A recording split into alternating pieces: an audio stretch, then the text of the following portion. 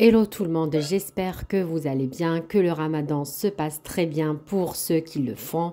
Aujourd'hui, c'est la recette de notre fameuse shorba afrique, un véritable délice décliné d'une autre façon très facile et simple à réaliser, même pour les débutants. Vraiment, suivez cette recette, c'est très facile, je vais tout vous détailler. Vous ne serez pas déçus du résultat, croyez-moi. Regardez, un véritable délice, regardez la texture, les morceaux de viande. J'ai mis un peu de pois chiches pour changer.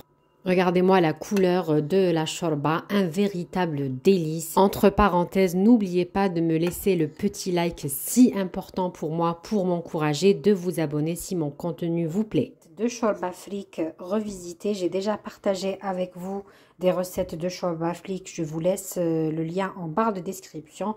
Aujourd'hui, pour cette recette, j'aurai besoin d'oignons hachés, une carotte avec coriandre et menthe hachée, une cuillère à soupe de concentré de tomates, une courgette avec branches de céleri hachées, 2 gousses d'ail hachées, des morceaux de viande de bœuf, une cuillère à soupe de semen avec un filet d'huile, une botte entre branches de céleri, feuilles de menthe et de la coriandre. Ici, pour la décoration, j'ai de la coriandre hachée, une petite poignée ou bien une cuillère à soupe de pois chiches qui ont été trempés dans l'eau préalablement. J'aurai besoin de sel, poivre noir, paprika, flifla ou bien piment fort pour relever le goût. Et aujourd'hui, je vais mettre du ras el hanout, c'est facultatif, semoule de blé, fric, coulis de tomates ou bien 4 tomates fraîches hachées. Je vais faire revenir ici le tout. L'une des astuces pour avoir une délicieuse et succulente shorba, c'est de bien faire revenir tous les ingrédients pendant 10 à 15 minutes sur feu doux. N'hésitez pas à recouvrir avec le couvercle pour faire suer le tout et éviter que ça ne crame. En même temps, rajoutez vos épices. Ici, j'ai mis 2 cuillères à café de sel, une bonne cuillère à café de poivre noir, une cuillère à café de ras el hanout, 2 cuillères à café de paprika. Je rajoute ensuite une cuillère à café de flifla, c'est facultatif, moi j'aime bien car c'est piquant et ça relève en douceur le goût. Je rajoute ici l'équivalent de 4 à 5 belles tomates fraîches hachées. Ici, moi j'ai utilisé du coulis de tomates tout prêt. Ensuite, vous rajoutez 300 à 400 g de fric, la semoule de blé. Au préalable, je l'ai bien lavé dans l'eau fraîche.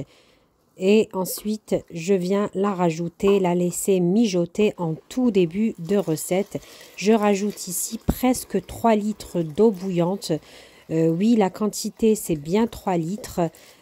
Pour éviter de rajouter vers la fin. Franchement, cette méthode, elle est très bien. Je vous donne les ingrédients, les quantités d'ingrédients exactes. Ici, j'ai rajouté l'équivalent de 2 cuillères à soupe de pois chiches et le bouquet garni de céleri, de coriandre et de menthe. Il ne faut surtout pas oublier de venir mélanger de temps en temps pour éviter que le fric ne colle au fond de votre marmite.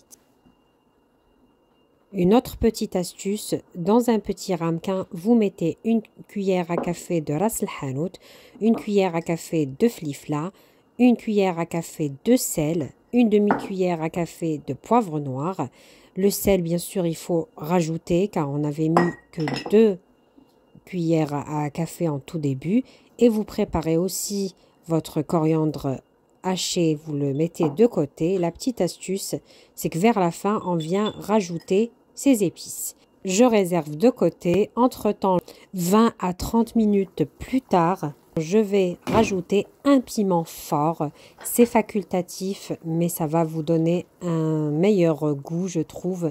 Et ça ne sera pas si piquant que ça. Si vous voulez une soupe piquante, il faudra inciser un petit peu votre piment fort. Moi, je ne le fais pas pour mes enfants qui ne mangent pas de piquant. Mais je vous avoue, le piment là, trempé dans la shorba, ça donne un délicieux goût. Je vérifie la cuisson de ma viande, elle est bien cuite, ce qu'il faut. Du coup, ce que je fais, je vais enlever le bouquet garni. J'enlève à ce moment-là le piment fort. Là, je vérifie la texture de ma soupe que je trouve très bien. Les pois chiches sont bien cuits, la viande, elle est bien cuite. Ce que je fais sur feu doux, je rajoute le mélange d'épices que nous avons préparé en début de recette. J'éteins le feu à ce moment-là. Je viens rajouter de la coriandre hachée ici pour aromatiser. Je referme et ma soupe est prête. Regardez-moi cette soupe. Ici, je vous la mets dans une petite soupière pour vous la présenter, bien sûr. Vraiment, c'est une délicieuse recette de shorba. Je sais que ça dépend des régions, bien sûr, de notre beau pays. Il y a ceux qui ne mettent pas de ras el hanout. Il y a ceux qui rajoutent ras el hanout. C'est une épice facultative. Je me répète, chacun sa façon de cuisiner. Ce n'est pas de la science exacte, la cuisine. C'est au goût et au feeling de chacun. Ici, je l'ai accompagné d'une bonne kessara, ftair, rakhses, tout dépend les régions aussi. Regardez la viande ici, la texture de la soupe. Les pois chiches, pareil, facultatifs. Il y a ceux en fonction des saisons aussi. Il y a shorba fric, il y a shorba vermicelle que je vous posterai. J'essaierai de vous faire la recette aussi, qui est tout aussi délicieuse. Sans oublier, bien sûr, shorba beva. Vraiment, tout dépend des régions, des pays. La cuisine, elle est internationale. Moi, j'adore varier les plaisirs, varier. Je fais aussi la shorba sans ras el hanout et tout est délicieux. Je vous remercie d'avoir visionné cette recette. J'espère que vous allez l'essayer. Une petite parenthèse, dites-moi en commentaire si vous aimez mes recettes, si vous aimez les sous-titres que je mets en arabe. Est-ce que vous voulez que je les supprime? Ça me prend un temps fou de vous écrire en arabe la recette aussi.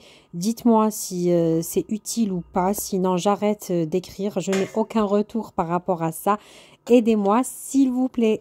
Aussi de me laisser des likes, c'est très important, ça vous prend vraiment une seconde de liker. Si bien sûr, je me répète, mon contenu vous plaît, n'oubliez pas de me laisser un petit cœur si vous êtes resté jusqu'à la fin de la vidéo. Je vous dis à très bientôt, j'essaye de varier les plaisirs entre vidéos recettes et vidéos bon plan. Je vous ai laissé un sondage dans la partie communauté de ma chaîne YouTube pour voir si vous aimez les deux types de vidéos ou pas, pour savoir sur quel point je dois me concentrer. Je vous dis à très bientôt pour d'autres vidéos. Sahaf Torkor.